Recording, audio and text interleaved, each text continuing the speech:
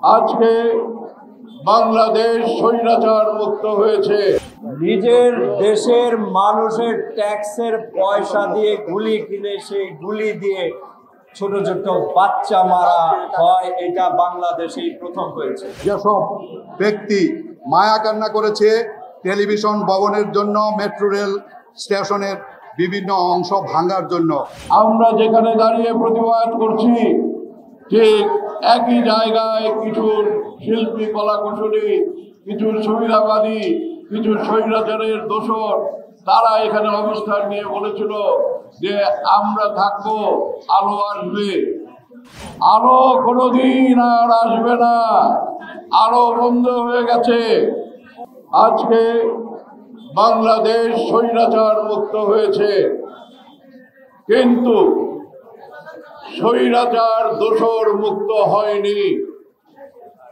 আর স্বৈরাচার দোসর মুক্ত হয়নি বলেই রাজনীতি আজও কলঙ্কে, আজও সেখানে শৃঙ্খলিত। প্রশ্ন উঠেছে বর্তমান আমাদের এই রক্তের উপর দাঁড়িয়ে শহীদদের জীবন নিয়ে, হাজার হাজার ছেলে মেয়েদের অঙ্গহানি নিয়ে এই বর্তমান সরকারও আমাদের এফডিসিতে একজন ব্যবস্থাপনা পরিচালক বসিয়েছে। আপনারা জানেন এই বীজ কোথায় থেকে পেল, তার উৎপত্তি কোথায়, এই প্রোডাক্ট কোথাকার, এটা আমাদেরকে অবিলম্বে বলতে হবে। জনগণের জবাবদিহিতামূলক সরকার প্রতিষ্ঠা হবে, এটাই জনগণের দাবি। আর সরকার যদি আমাদের কথা না শুনে তাহলে সরকার চলে যাক, নির্বাচন দিয়ে দেখ। জনগণের নির্বাচিত সরকারের কাছে আমরা জবাব চাইব। এই ধরনের স্বৈর বিহেভিয়ারের জন্য আমরা রক্ত দিই নাই। নিজের দেশের মানুষের ট্যাক্সের পয়সা দিয়ে গুলি কিনে সেই গুলি দিয়ে ছোট ছোট বাচ্চা মারা হয়, এটা বাংলাদেশেই প্রথম হয়েছে। গত বছর এই সময় কি ঘটেছে আমাদের নতুন করে বলার দরকার নেই।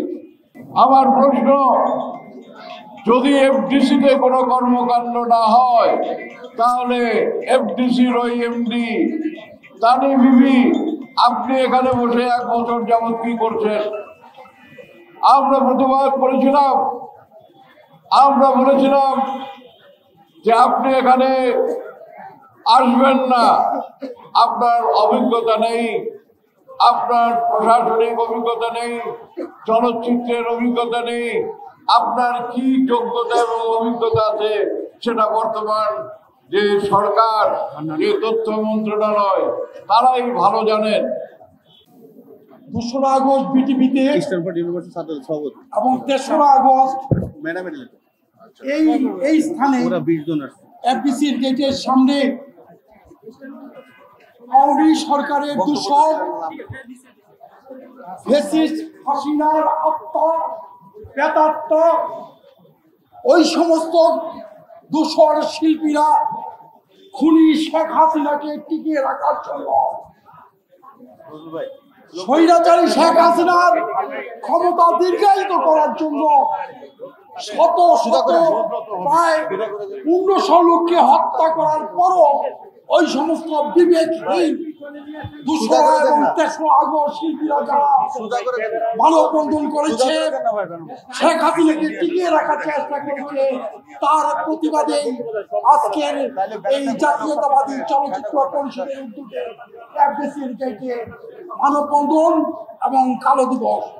বাংলাদেশ চলচ্চিত্র উন্নয়ন কর্পোরেশনের ভিতরে মানববন্ধন করে যেসব ব্যক্তি মায়া কান্না করেছে টেলিভিশন ভবনের জন্য, মেট্রো রেল স্টেশনের বিভিন্ন অংশ ভাঙার জন্য, তারা কিন্তু প্রকারান্তরে তারা কিন্তু উৎসাহ জুগিয়েছে যেই সব প্রেতাত্মারা আমাদের ছাত্র জনতার উপর গুলি করে নির্মমভাবে হত্যা করেছিল তাদেরকে। তা অনেক শিল্পী এখানে বলেছিল তাদেরকে যেন গরম পানি ঢেলে এইখান থেকে বিদায় করা হয়। আমরা তাদের উদ্দেশ্যে বলতে চাই, আপনারা এখনো এই দেশের মাটিতে বসবাস করছেন, এইটাই আপনাদের সৌভাগ্য। আমরা যেখানে দাঁড়িয়ে প্রতিবাদ করছি ঠিক একই জায়গায় কিছু শিল্পী, কলাকুশলী, কিছু সুবিধাবাদী, কিছু স্বৈরাচারের দোসর তারা এখানে অবস্থান নিয়ে বলেছিল যে আমরা থাকবো, আলো আসবে। আলো কোনোদিন আর আসবে না। আলো বন্ধ হয়ে গেছে, আলোর তেল শেষ হয়ে গেছে, জেনারেটর আর অন হবে না, আর কোনো পাওয়ার অন হবে না। আপনারা অন্ধকারে নিপতিত হবেন, আর এই অন্ধকারে আপনাদের চেহারা দেখা যাবে না। সেই জন্যই আমরা কালো পতাকা নিয়ে দাঁড়িয়েছি, যে সেই অন্ধকারের ভেতর থেকে আপনারা চোরের মতো পালিয়ে যান, আপনারা জনসম্মুখে আসবেন না। আপনাদেরকে দেখলে পরে আমাদের ঘৃণা হয়, আপনাদেরকে দেখলে পরে মনে হয় রাজপথ যেখানে রঞ্জিত হয়েছিল, যেভাবে স্বৈরাচার মুক্ত করেছে ছাত্র জনতা, তাদের প্রতি আপনারা অবজ্ঞা প্রদর্শন করেছেন।